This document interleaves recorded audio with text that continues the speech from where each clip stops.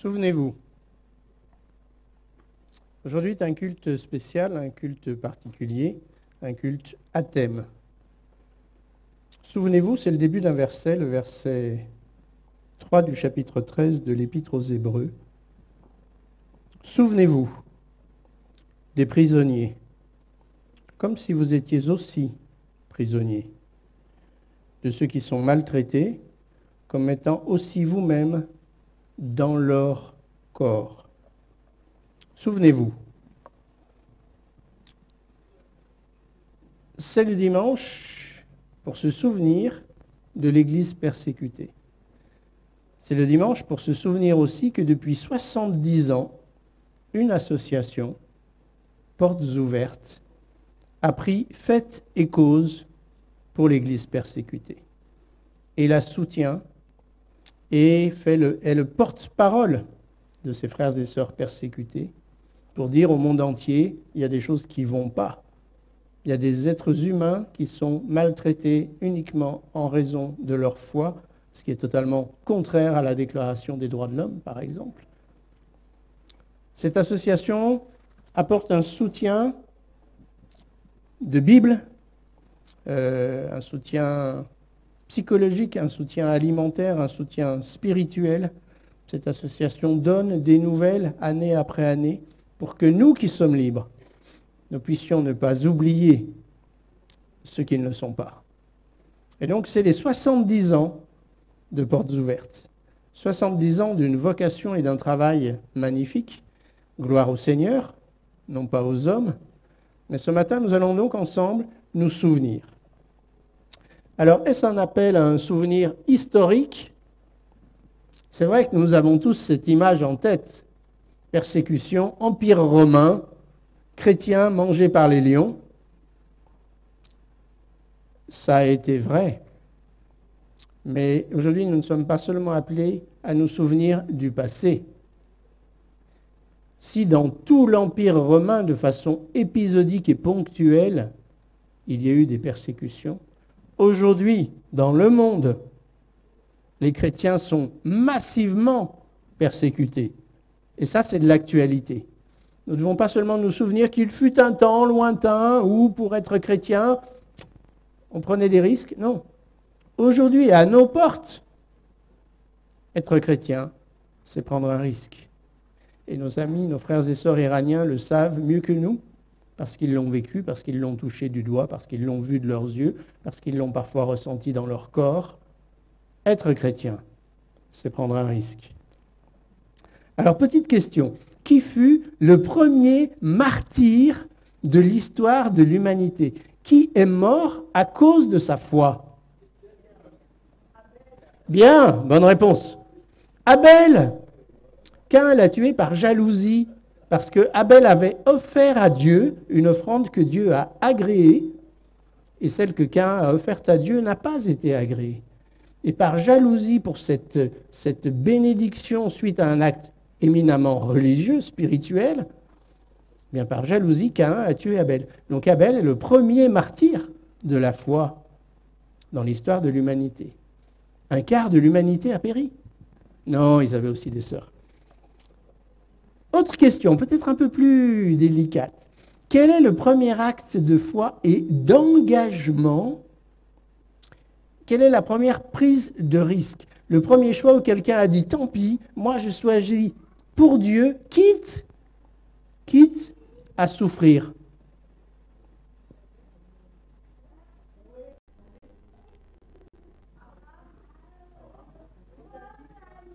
Plus d'indices, c'est quelqu'un qui a fait clairement un choix. Il a préféré souffrir avec le peuple de Dieu, Moïse, que d'avoir pour un temps la jouissance du péché. Moïse, il a fait un acte de fidélité à Dieu. C'est par la foi que Moïse, devenu grand, refusa d'être appelé fils de la fille de Pharaon, c'est-à-dire quasiment prince d'Égypte. Il préféra être maltraité avec le peuple de Dieu que d'avoir pour un temps la jouissance du péché. Et jusque-là, ce verset montre presque un choix matériel. Il accepte de ne pas profiter de tous les privilèges de la vie à la cour de Pharaon, mais d'être maltraité avec le peuple de Dieu qui, à cette époque, était quand même réduit à l'esclavage. Mais le verset suivant montre une prise de conscience spirituelle impressionnante. Il regarda l'opprobre de Christ comme une richesse plus grande que les trésors de l'Égypte. Il a regardé l'opprobre, c'est-à-dire la réprobation publique. L'opprobre, c'est être au pilori et puis les passants vous jettent des tomates pourries et des œufs pourris. L'opprobre, c'est que tout le monde dise « honte sur toi, ah, chrétien, bah !» Il a préféré l'opprobre de Christ. Mais qu'est-ce que vient faire Christ ici, au pays d'Égypte et des pyramides? Mais Moïse était prophète. Et quel prophète!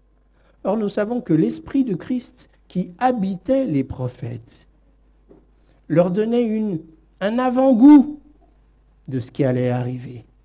Et donc, dans son choix, il y avait vraiment déjà un choix de choisir pour Christ plutôt que pour le monde. Les trésors de l'Égypte ne correspondaient à rien pour lui par rapport à gagner Christ. Ça ne vous rappelle pas quelqu'un? Je considère toute chose comme une perte afin de gagner Christ, l'apôtre Paul. J'ai renoncé à tout pour gagner Christ. Et c'est exactement la démarche de foi de Moïse. Pourquoi? Parce qu'il avait les yeux fixés sur la récompense. On reviendra à cette idée de récompense. Il est dit dans Hébreux 11, il faut que celui qui s'approche de Dieu croit que Dieu existe.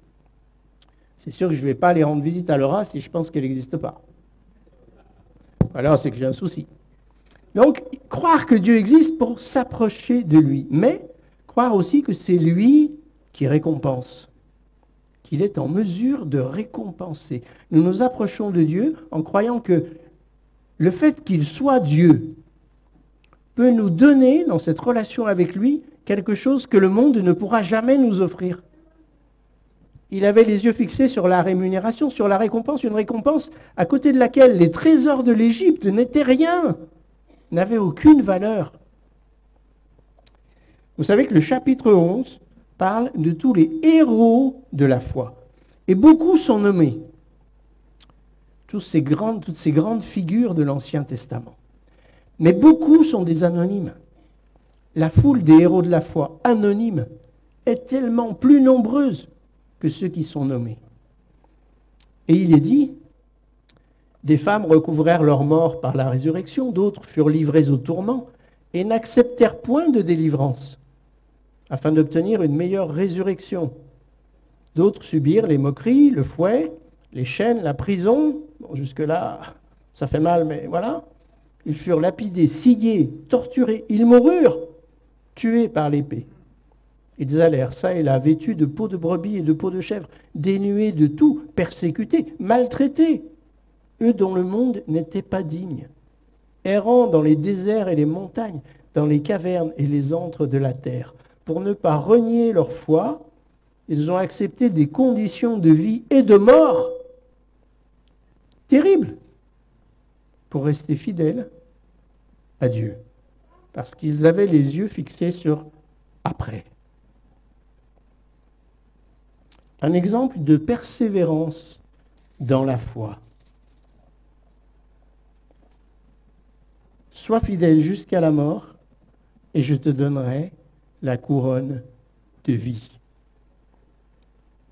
Un verset a retenu mon attention dans ce chapitre 11, quelque chose d'assez impressionnant. Tout cela, à la foi desquels il a été rendu témoignage, n'ont pas obtenu ce qui leur était promis.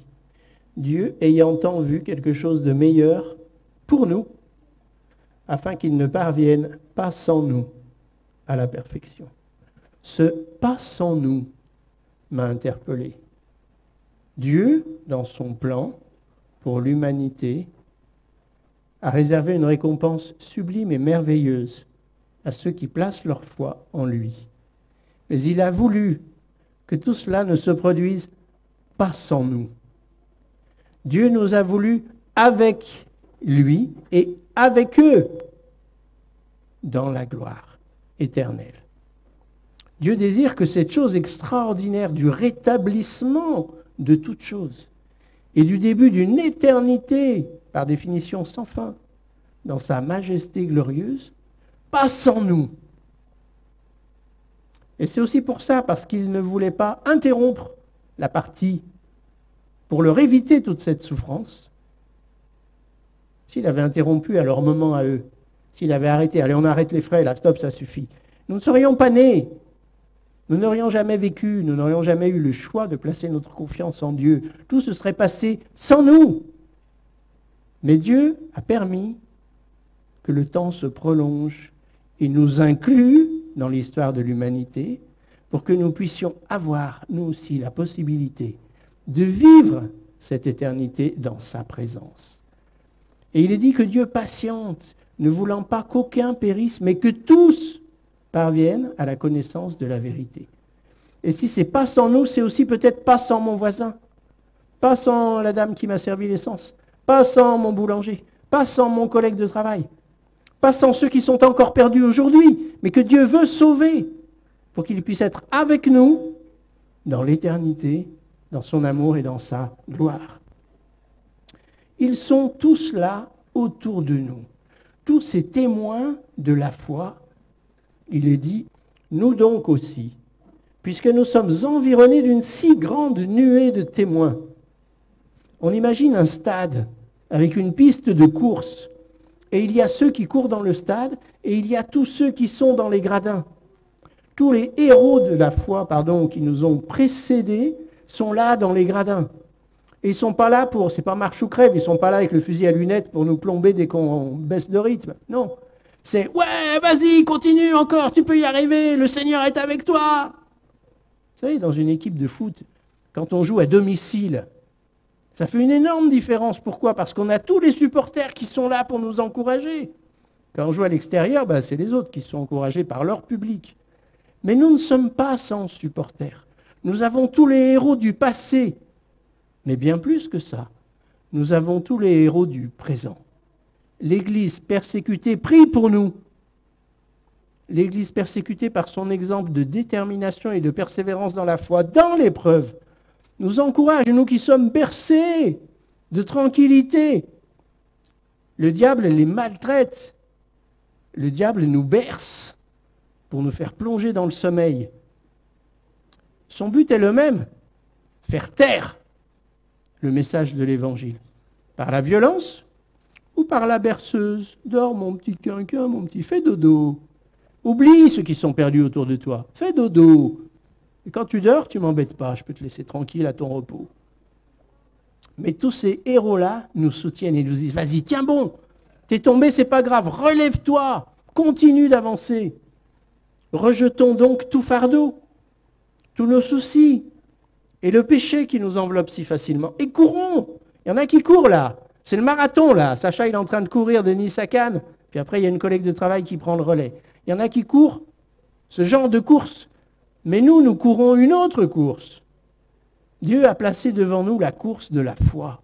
Et son désir, c'est non seulement de nous donner une foule de supporters pour nous encourager, mais c'est d'être lui-même avec nous pour nous encourager. Ayant les regards sur Jésus, qui suscite la foi et qui l'amène à la perfection. Si nous regardons Jésus, notre ligne d'arrivée, alors nous allons retrouver les forces dont nous avons besoin pour courir le mile suivant et encore le suivant.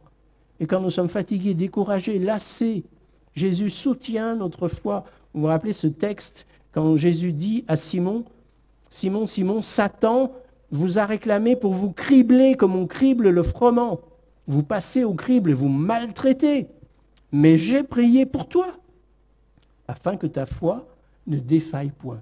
Il est dans la présence de Dieu et il intercède pour nous, afin que notre foi en lui tienne bon. Quel privilège nous avons. Il a promis d'être avec nous tous les jours. Dans la louange anglaise, Natacha m'a fait découvrir une expression, le quatrième homme dans le feu. Référence aux amis de Daniel, qui par fidélité à Dieu refusent d'adorer la statue et sont jetés dans la fournaise. Et là au milieu, le roi Nebuchadnezzar voit qu'ils ne sont plus 3 mais 4, et que le quatrième a le visage d'un ange, éclatant. Et nous croyons que c'est l'ange de l'Éternel, nous croyons que Jésus est venu là au milieu du feu pour protéger les siens. Et c'est devenu une formule de style dans la louange anglaise. Mon quatrième homme dans le feu, c'est mon Jésus Seigneur qui vient avec moi dans l'épreuve et qui me garde dans l'épreuve. Et c'est un passage, ce verset de Matthieu 28, 20, « Je suis avec vous tous les jours jusqu'à la fin du monde », qui a à un moment donné précis impacté un de nos frères dans la foi. Nous allons écouter ce témoignage. Au chapitre 5, verset 11, Jésus-Christ dit à ses disciples « Heureux serez-vous lorsqu'on vous insultera, qu'on vous persécutera et qu'on dira faussement de vous toutes sortes de mal à cause de moi. » La persécution fait partie de la vie chrétienne. Aujourd'hui, 380 millions de chrétiens sont exposés à la persécution en raison de leur foi.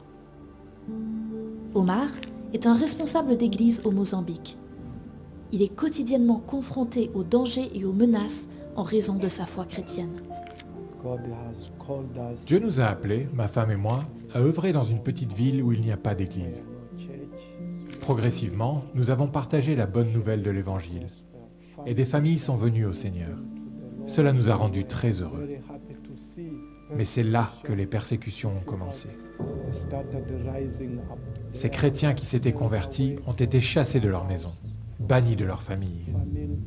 La pression a augmenté pour la communauté chrétienne, jusqu'à ce qu'un jour, des extrémistes viennent attaquer Omar.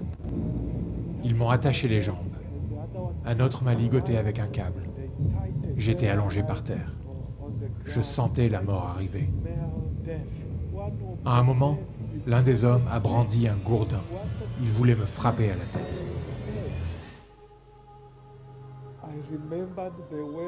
Je me suis alors rappelé des paroles de notre Seigneur Jésus-Christ. Souvenez-vous, je suis avec vous tous les jours jusqu'à la fin du monde. Et j'ai senti que Jésus était avec moi en cet instant. J'ai dit, oui Seigneur, tu es là. Et à ce moment-là, j'ai vu des bottes militaires qui m'entouraient. J'ai levé la tête, c'était la police. Mes attaquants s'étaient enfuis. Dieu nous appelle à être la voix des chrétiens persécutés, ceux qui souffrent, ceux qui pleurent, ceux qui passent par des épreuves en raison de leur foi. Tout autour du monde, les chrétiens persécutés témoignent de la bonté et de la fidélité de Dieu, qui est présent avec eux, même au cœur des épreuves. Beaucoup m'ont dit « Tu es devenu mon ennemi, ta vie ne vaut plus rien, tu vas mourir ». Mais j'ai toujours répondu que le Christ qui m'a appelé sera aussi mon défenseur. Je demandais sans cesse à Dieu, « Pourquoi m'as-tu fait passer par ces épreuves ?» Dieu m'a répondu, « Je ne t'ai jamais abandonné. » Ces mots ont transpercé mon âme comme une épée. Quand je regarde en arrière, toutes ces années, je ne peux nier que Dieu a toujours été avec moi. Maintenant que moi aussi, je suis passé par là, je comprends ce que cela signifie réellement d'être persécuté, de souffrir pour le nom de Jésus. C'est quelque chose que le Seigneur fait brûler dans mon cœur. Aujourd'hui, cela fait 70 ans que Portes Ouvertes sert l'Église persécutée. Jusqu'ici, l'Éternel nous a secourus. Remercions-le pour sa fidélité. Jésus n'a jamais caché à ses disciples, donc à nous, le prix de la consécration. Choisir Jésus n'est pas juste obtenir un petit bonus, un petit plus dans notre confort matériel. C'est pas obtenir un peu plus d'épanouissement de soi, c'est pas obtenir une certitude de bien-être matériel, c'est pas un petit avantage dans notre quotidien, c'est rien de tout ça. Choisir Jésus comme sauveur, comme Seigneur, c'est faire un choix essentiel, dont la portée est une portée éternelle. C'est une question de vie ou de mort, mais pas présentement. C'est une question de vie ou de mort éternelle. C'est l'enjeu, c'est ce que va vivre mon âme pendant l'éternité. C'est quelque chose de beaucoup plus engageant que juste un petit confort, un petit plus. Ce n'est pas un petit plus. Et c'est pourquoi Jésus a dit clairement à ses disciples, si quelqu'un veut venir après moi, qu'il renonce à lui-même, qu'il se charge chaque jour de sa croix. Or, celui qui avait la croix sur le dos allait à un lieu de supplice et de mort. Ce n'est pas juste une figure de style. Qu'il renonce à lui-même, qu'il se charge chaque jour de sa croix et qu'il me suive. Car celui qui voudra sauver sa vie la perdra. Mais celui qui acceptera de la perdre, de prendre le risque de la perdre à cause de moi, la sauvera. Car que servirait-il à un homme de gagner tout le monde s'il se détruisait ou se perdait lui-même? Que donnerait un homme en échange de son âme? Or, le prix de notre âme dépasse infiniment tous nos moyens. Je ne pourrais jamais, ni par mon compte en banque, ni par mes bonnes œuvres, donner à Dieu le prix du rachat de mon âme. C'est un prix qui dépasse infiniment tous les moyens dont je dispose.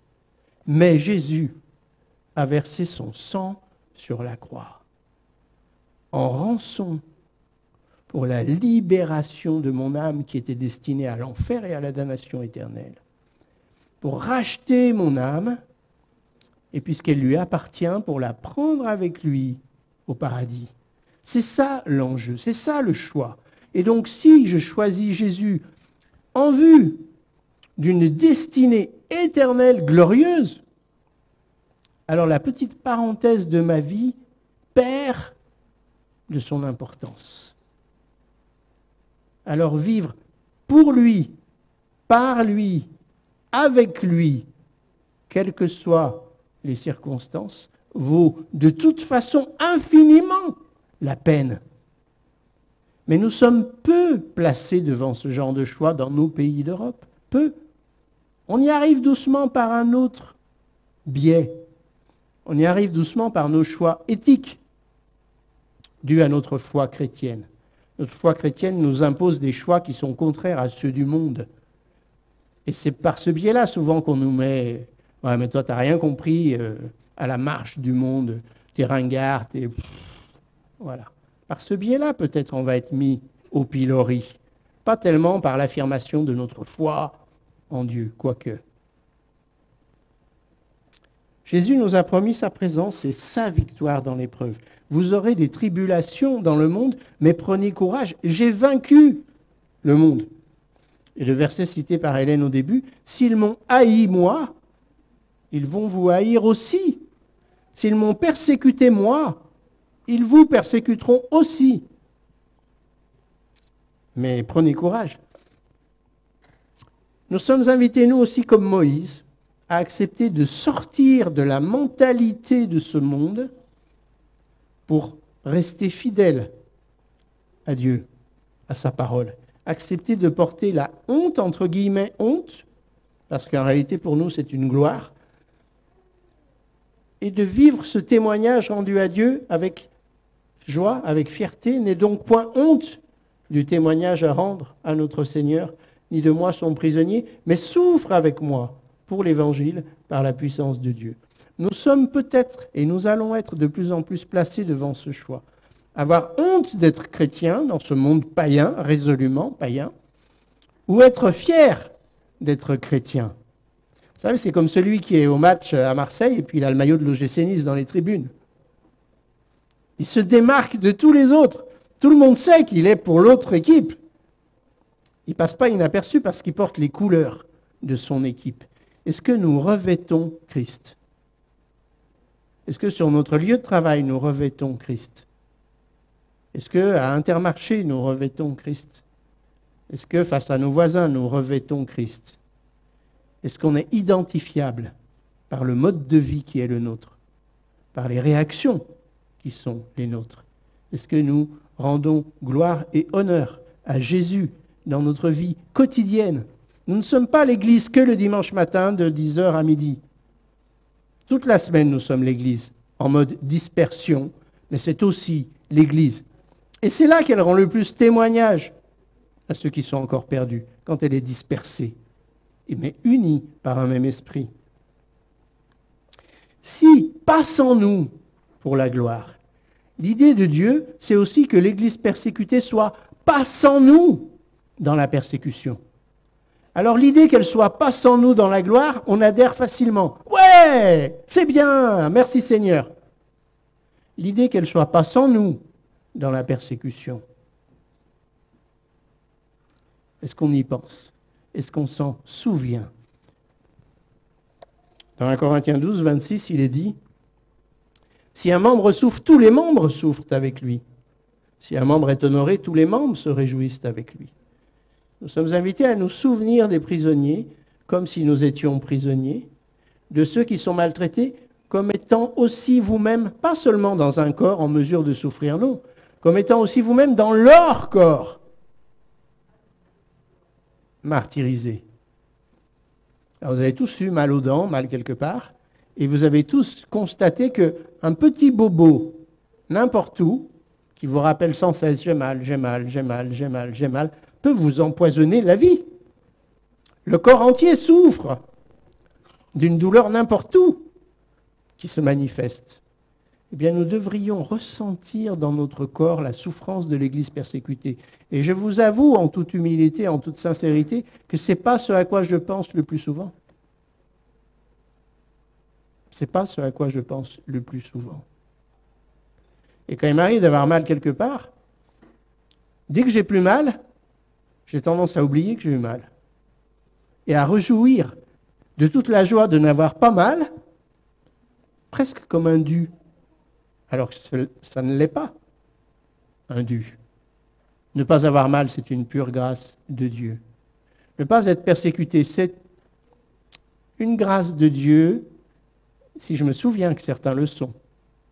Mais si j'oublie totalement que certains le sont, et que je le vis juste comme un, c'est normal après tout, j'ai pas mal, tout va bien, je suis libre, c'est juste normal, parce que je le vaux bien.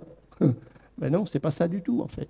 Nouveau témoignage de frère André, celui qui a été à l'origine de l'association Portes Ouvertes. Ça m'a vraiment interpellé.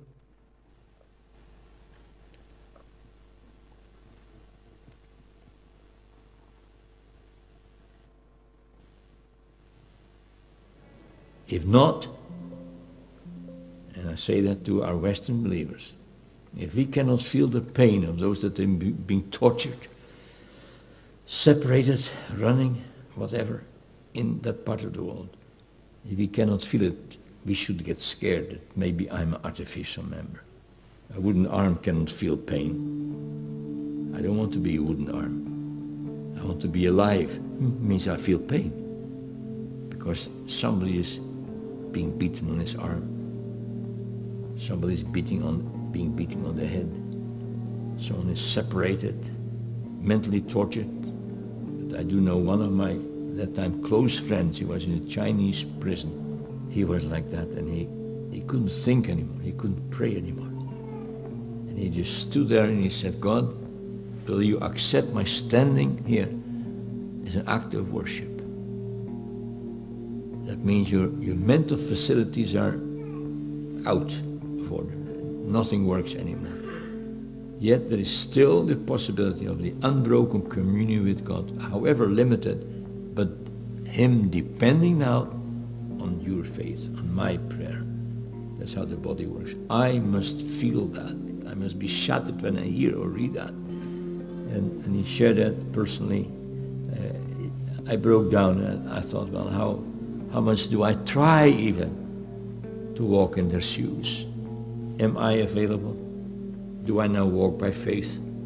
Do I accept my responsibility to take part of that burden and try to put my shoulder under their burden to lighten their burden a little bit? It's an effort.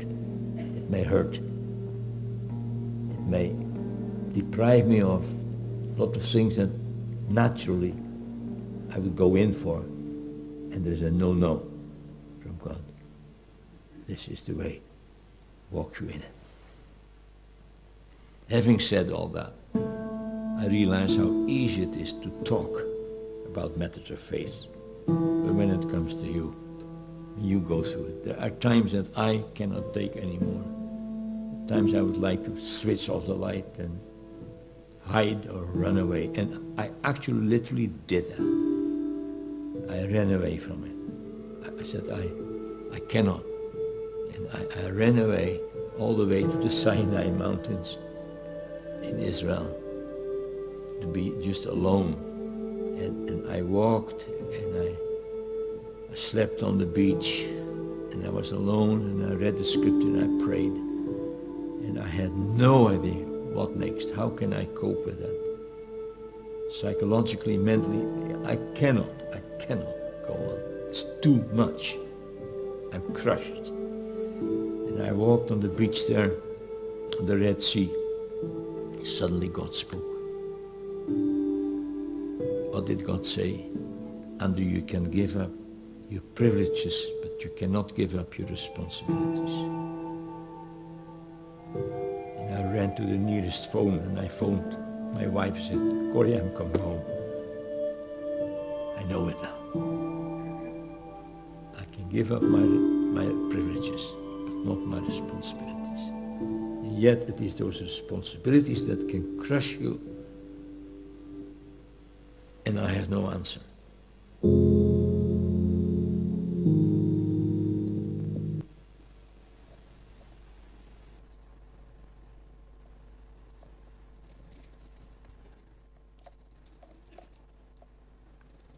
Jésus nous promet des difficultés dans ce monde. Jésus nous promet d'être avec nous, d'être le quatrième homme dans la fournaise, dans nos fournaises. Dieu permet des épreuves. Il y en a qui sont juste les aléas de la vie sur Terre. Hein. Maladie, chômage, dépression, décès. Voilà. On est mortel, on est terrien, et tout ce qui se passe sur Terre nous affecte.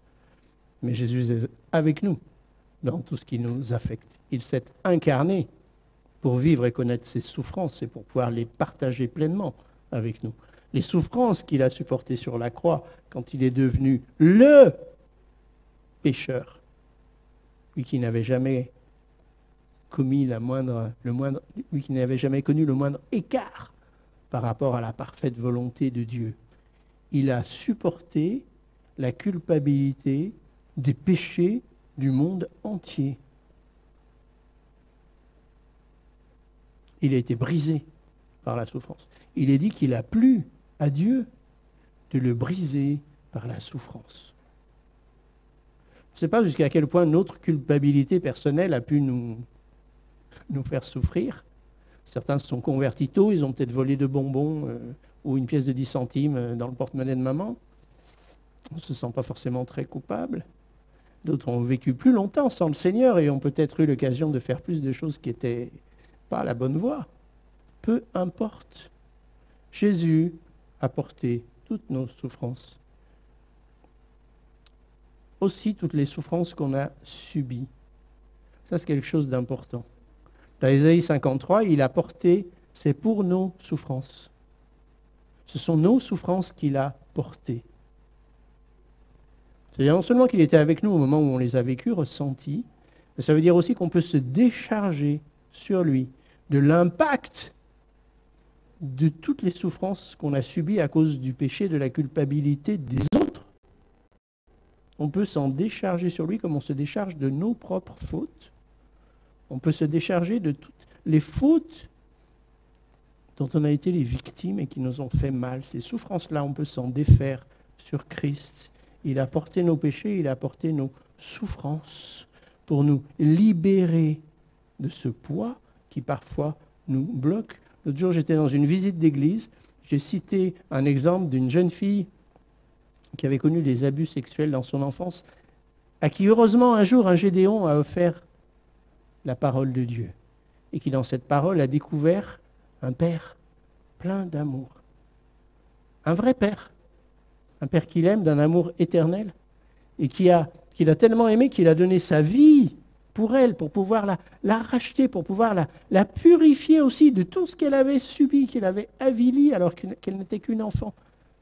Et après, la femme du pasteur m'a dit, mais quelqu'un a pleuré dans l'assemblée, j'ai dû aller la consoler tellement ça a réveillé son passé. Il y a des choses que nous avons subies à cause du péché des autres, dont Dieu veut nous purifier, que Dieu veut pardonner, dont Dieu veut nous libérer. Il a porté nos souffrances. Il a porté nos péchés. Nous n'avons rien pu faire d'assez grave pour que le sang de Jésus ne soit pas en mesure de l'effacer, de le pardonner. Il est notre Dieu sauveur. Quelle est la nature de notre joie? Sur quoi misons-nous notre joie? Mes bien-aimés, ne trouvez pas étrange d'être dans la fournaise de l'épreuve, comme s'il vous arrivait quelque chose d'extraordinaire, d'imprévu. Réjouissez-vous au contraire de quoi? De la part que vous avez aux souffrances de Christ, afin que vous soyez aussi dans la joie, dans sa joie, dans l'allégresse, lorsque sa gloire apparaîtra. Si vous êtes outragés pour le nom de Christ, en réalité vous êtes heureux, vous êtes bénis, parce que cela prouve que l'Esprit de gloire, l'Esprit de Dieu repose sur vous. Si vous êtes mis à l'index parce que vous avez revêtu Christ, mais c'est une bénédiction, ça veut dire que vous avez eu droit au maillot, ça veut dire que vous faites partie de l'équipe, ça veut dire que Christ habite en vous. Et ça, c'est un laissez-passer pour la gloire éternelle. Jésus lui-même nous a donné l'exemple. En vue de la joie qui lui était réservée, laquelle? La joie de la gloire éternelle dans la présence du Père, pas seul, avec l'humanité des rachetés. En vue de cette joie-là, qui primait pour lui sur tout autre, il a accepté de souffrir la croix. Il a méprisé la honte de la croix. Vous savez que dans sa culture à son époque, être pendu au bois, c'était une malédiction, c'était la honte suprême. Tu pouvais mourir de 1000 autres façons, c'était bien. Mais mourir sur la croix, shame on you! Mais il a accepté ça. Il a accepté la souffrance, il a accepté la malédiction, il a accepté le mépris. Il a bu la coupe jusqu'à la lie. Et l'expression vient de ça, de lui. Pourquoi? Parce qu'il savait qu'il allait s'asseoir à la droite de Dieu et qu'il allait être les prémices de ceux qui sont morts et ressuscités. Qu'il allait être le premier à ressusciter des morts pour nous promettre à nous la résurrection et la vie dans sa présence pour l'éternité. Et il n'y aura plus ni deuil, ni cri, ni souffrance, ni douleur. Ces choses-là auront disparu parce qu'il fera toutes choses nouvelles. Mais en attendant, si je veux miser sur cette joie-là, alors je dois accepter de ne peut-être pas chercher ma joie dans le bien-être, dans le bien vu, dans le politiquement correct, dans l'éthiquement de l'actualité correcte. Non, ma joie, elle est en Christ. Ma joie, elle m'attend au ciel. Mais elle est aussi tellement présente chaque fois que j'ai l'occasion de rendre témoignage et gloire à mon Dieu sauveur dans ma vie quotidienne. Chaque occasion d'offrir la parole de Dieu, chaque occasion de parler de ma foi en Dieu est une telle joie parce qu'elle peut déboucher sur la présence d'une autre âme au paradis à mes côtés. L'Église persécutée, passe en nous dans la gloire, mais passe en nous actuellement dans sa souffrance, dans tout ce qu'elle subit avec persévérance et avec foi, parce qu'elle a mis sa foi, sa joie dans l'éternité glorieuse que Dieu nous a acquise et promise. Alors je propose de terminer par 5 minutes de prière personnelle. Prions pour nos frères et sœurs persécutés. On a appris hier que les 3/4 de ceux qui ont été mis à mort au cours de l'année dernière habitaient le Nigeria. Les 3/4 des chrétiens qui ont été tués à cause de leur foi, ça s'est passé au Nigeria. Prions intérieurement pour ces pays où vraiment être chrétien, c'est prendre un énorme risque. Un dernier verset, une dernière promesse, l'épreuve prendra fin. L'épreuve ne durera pas toujours. Mais dans toutes ces choses, quelles qu'elles soient, même les plus terribles, nous sommes plus que vainqueurs par celui qui nous a aimés. Car j'ai l'assurance que ni la mort, ni la vie, ni les anges, ni les dominations, ni les choses présentes, ni les choses à venir, ni les puissances, ni la hauteur, ni la profondeur, ni aucune autre créature ne pourra nous séparer de l'amour de Dieu manifesté en Jésus-Christ notre Seigneur. Enfin, une dernière promesse. Le Dieu de toute grâce, qui vous a appelé en Jésus-Christ à sa gloire éternelle, après que vous aurez souffert un peu de temps, vous perfectionnera lui-même, vous affermira, vous fortifiera, vous rendra inébranlable. À lui soit la puissance au siècle des siècles. Amen. Omar du Mozambique, qui a failli être tué, et la police est arrivée juste à temps, est parti quelque temps à distance de son village. Et puis lui et sa femme ont fait le choix de retourner à cet endroit-là où il avait failli être tué, où il avait été longuement menacé avant d'être attaqué.